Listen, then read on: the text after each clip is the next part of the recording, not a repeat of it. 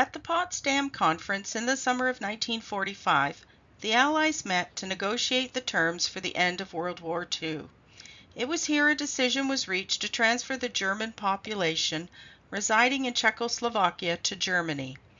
In what historian R.M. Douglas calls the largest forced population transfer, and perhaps the greatest single movement of peoples in human history, more than 2 million Germans were expelled from their homes in the border areas of what is today known as the Czech Republic. My great-grandfather Franz Schmid was one of the more than 1,300 German residents of his village forced to relocate to Germany. Prior to the war, Franz lived in Czechoslovakia in the small village of Lichnov, which he called by its German name, Lichten.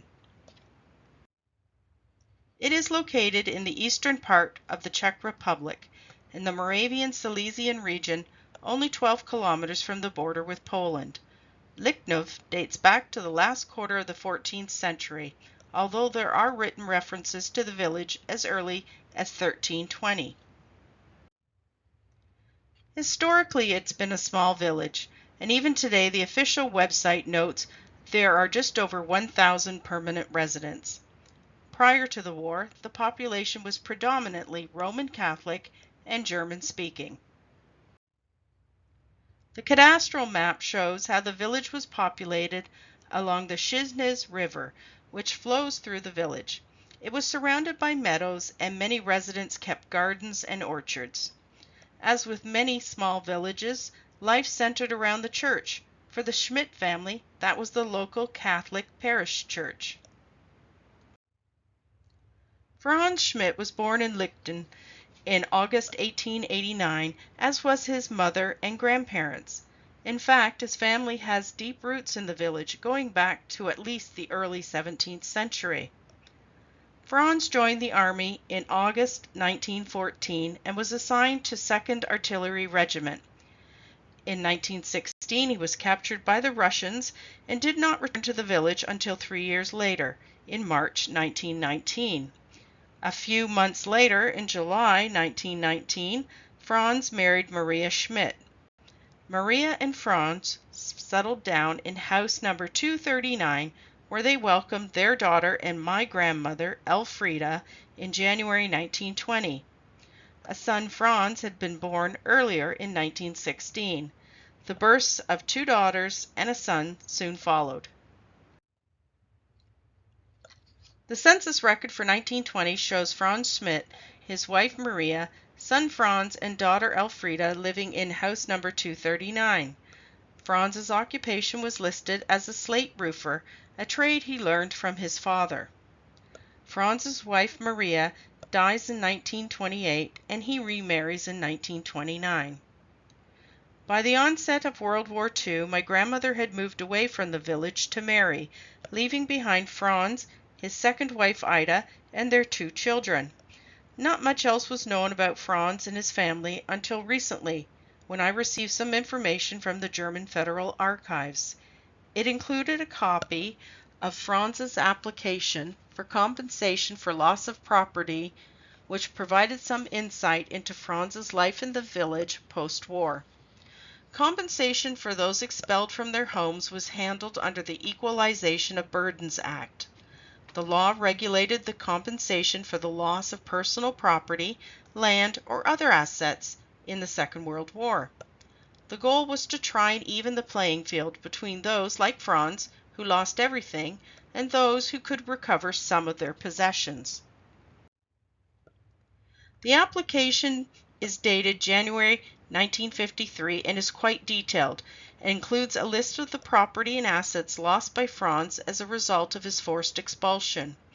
In it, Franz states that as of September 1st, 1939, he was living in the village in house number 231, which he had purchased from his parents in 1933. He describes the house as wooden, built in 1880, with a slate roof and 50 square meters of living area, including a kitchen and a room designated as living space. Franz notes that the damage and loss of his property occurred on May 4, 1945, and was the result of aggression by the Russians and Czechs. In the application, Franz provides a detailed list of the possessions he lost, including a total loss of furniture, 2 beds, crockery, kitchen equipment, sewing machine, 2 bicycles, and 80% of their clothing. He also noted the loss of 1,100 marks in savings held in a bank. What happened to Franz and his family between May 1945 and their actual expulsion date is unclear. The Lichten Chronicle for the years 1945-1946 records some of the major events in the village and does offer some insight into the plight of the Germans for this period. The Chronicle notes the confiscation of property belonging to the Germans began in 1945, just as Franz experienced. Germans were ordered to turn over all military items, radios, bicycles, motorcycles, cars, cameras, and all other valuables. Everyday items such as cloth, food, linen, and dishes were also seized. Reportedly, over 42 kilograms of gold and silver objects were confiscated and handed over to the government. It was also noted that for the first harvest after the war, groups of Germans were used to bring in the crops. Over 20 tons of fruit was sent from the village to neighboring cities. In 1945, business was starting to recover.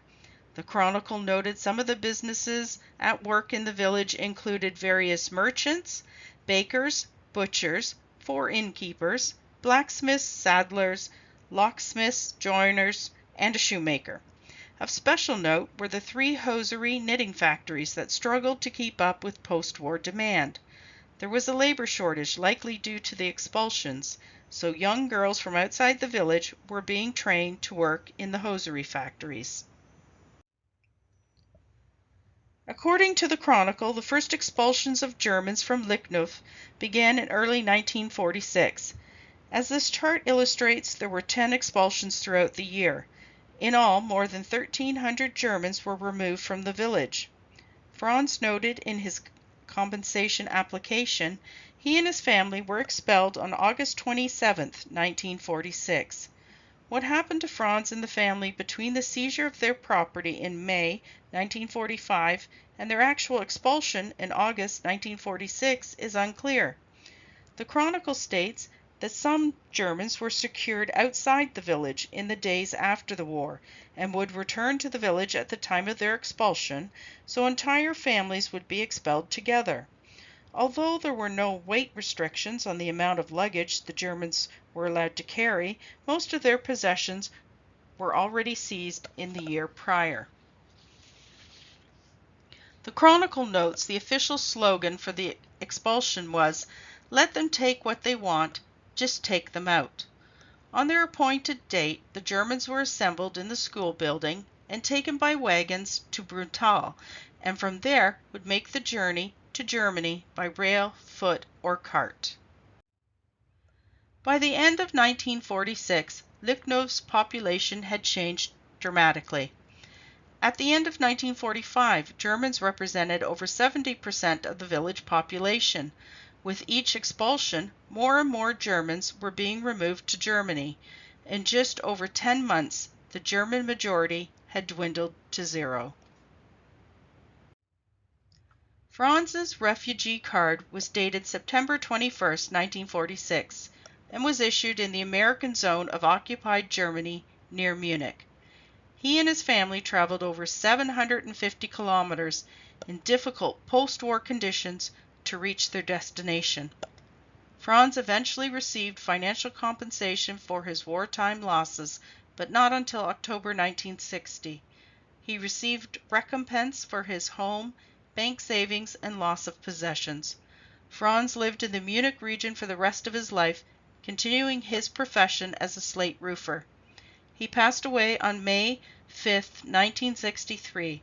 He was never reunited in person with my grandmother and did not see his hometown again.